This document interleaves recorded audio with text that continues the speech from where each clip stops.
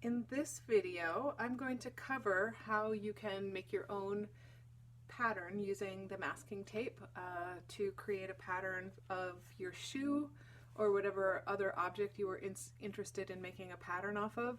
So as a reminder, this is the shoe that I'm going to be doing the demo with. I've already made a pattern for this for a different class, and with this pattern I was able to make this paper shoe. So I'm going to talk you through the process of how I came with those pattern pieces on this particular shoe. One of the things that I like to do if it's a softer shoe is to take a little bit of newspaper and to put it inside the form just to kind of help give it a little bit of stability. I don't want it to totally deform the shoe, and so I'm kind of just to make sure that that looks natural. I also am going to cover this shoe in some saran wrap. I don't want to have the tape take away any of the texture of the fabric, so that's not a bad idea, is to find some kind of a thin plastic that you can cover your shoe in. You should still be able to get the kind of detail that you need, but you do want this to be somewhat precise in how you're applying the plastic.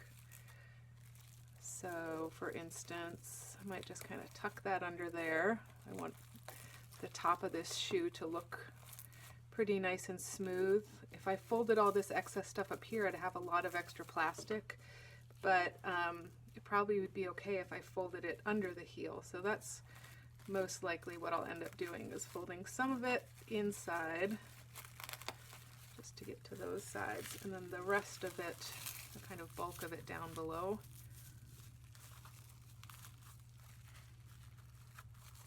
So it doesn't have to be perfect. Through the process of adding the tape, this will get a little bit closer to the form. You might need to cut a little of the excess plastic off, just so it's not quite as bulky.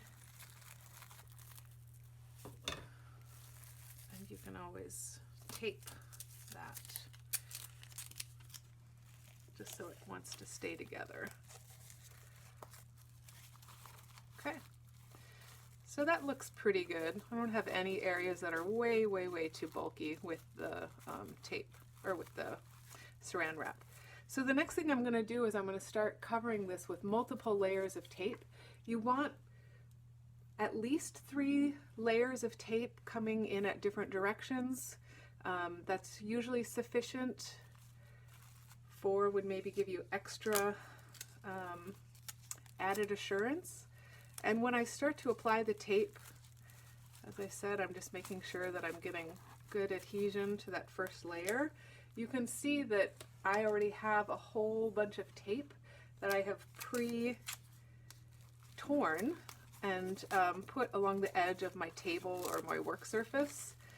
This is so much quicker to just be able to grab a piece of tape like that, as opposed to stopping every time and pulling off a piece of tape and starting again. So I'm always looking for ways to speed up the process and to be more efficient. So I just become a little tape dispenser factory, and then I can go. So you can see I'm going at this from different angles. When I get to the top of the shoe or the toe box, I might need some shorter pieces of tape. And I'm smooshing everything down.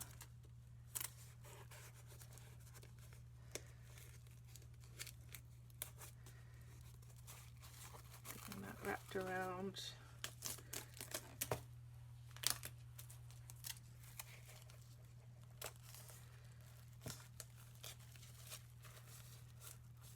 I don't really have a rhyme or a reason to what direction I'm going, because ultimately I intend on putting other strips that way. I'm kind of moving things around in different directions. Again, 3 to 4 layers is the goal, so I'll have plenty of an opportunity to change the direction that I'm going.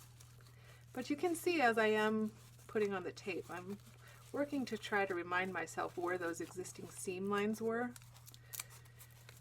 One of the reasons I love doing shoes for a first pattern drafting project is that you should have the second shoe also still available, and that way you can use that as a reminder for where those seam allowances were. Otherwise you could end up forgetting what those things looked like when this is covered in 3 layers of tape.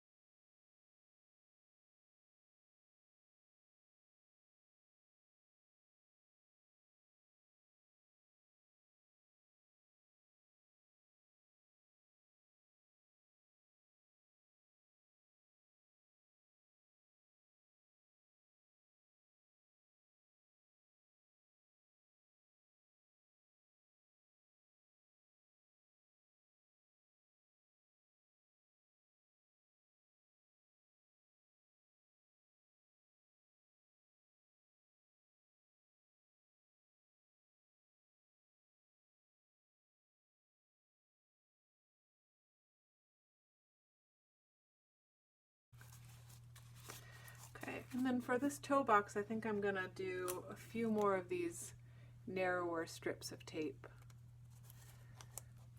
And you can see that I'm being a little more conservative with that and just wrapping it right around that toe box area.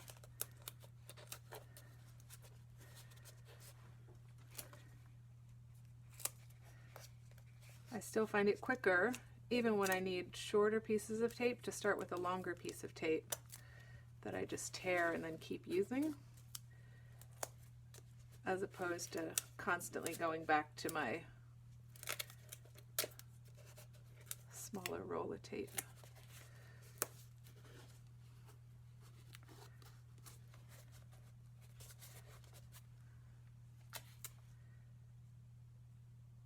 You also can do things if you need more control over the curve, where instead of just folding that tape over, you could cut it or use your X-Acto knife carefully, and then you could, let's see, fold each one of those tabs down on top of each other. And that's another way, if you have like a more specific curve that you don't want that tape to get bulky, that you can cut it with those little tabs. And fold those down.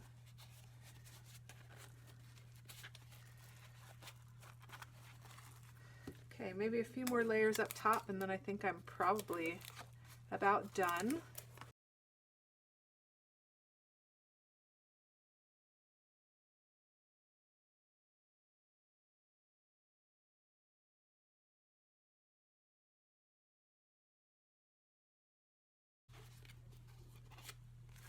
All right, so as long as I have everything good up along these edges,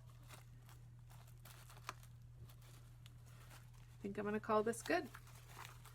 So my next step is that I'm going to get my Sharpie, and I'm going to use this other form as a reference to help remind me where the seams are, but also my fingers can kind of feel some of that through the form. So that will be the next step.